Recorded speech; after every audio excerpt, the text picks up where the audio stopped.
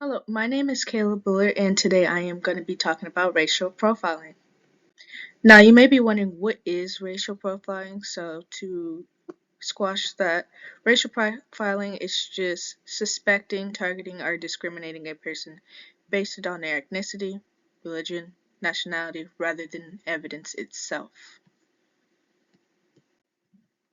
Now, using conflict theory to go about explaining this, conflict theory focuses on the competition within ethnic groups over within a society over limited resources. Now, if we put this towards racial profiling, we can look at it from a standpoint of law enforcement compared to the people they are discriminating. So, using conflict theory, law enforcement, they are using is like a powerful institution that uses racial profiling to exert control over an ethnic group, racially sometimes, but or moving on.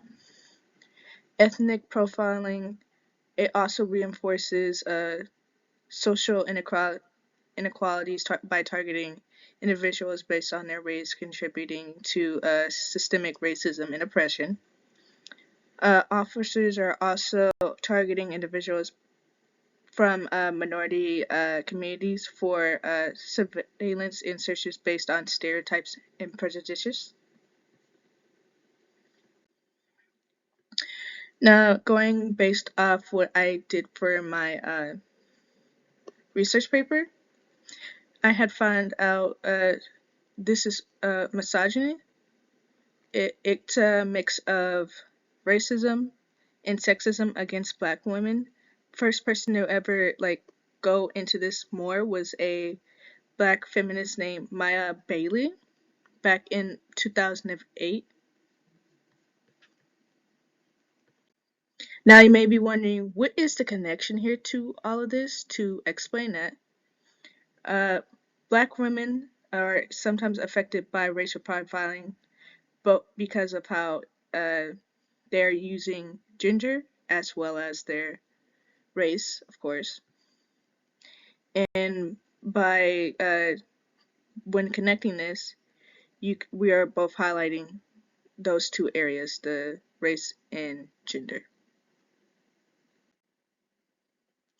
Now, some of the solutions towards racial profiling could be raising awareness through this, like stop showing the biases, showing the discrimination, and advocating toward this, like making a stand to say, hey, no, we are going to stop this. Another one is making police officers going through training programs that focuses on this escalating this situation, as well as showing them their bias in some of this, as well as their cultural competence. Also, by amplifying our voices more, we can promote social justice to people who are even unaware of this that's been going on. Because the more that knows about this, the more we can use those voices to actually stop this. Some of the strengths in doing this is we are educating officers and this escalating this use of techniques and tools to handle how the way they've been going towards using racial profiling. We are setting clear-cut policies that are acceptable and curb some of this discriminatory behavior. As well as if we get communities involved, we are driving social change and amplifying voices, decisions that are making progress towards this change.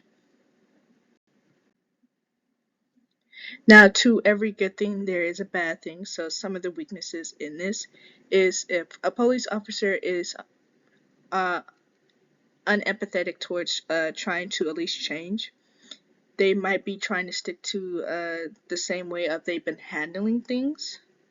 So, that could be a problem. And it's hard if they don't want to acknowledge their past biases. Another thing that can happen is when facing these challenges, enforcement will typically go through loopholes and sometimes like lack resources to go about trying to change this. And if we go back to in history, even if some police officers are trying to change, it can make it hard for them to build connection with people because this has already been tarnished to people through a stereotype of police officers already doing this, so it could be hard for people to see clear eye to eye with them. So there is that we still need to work on towards racial profiling. These are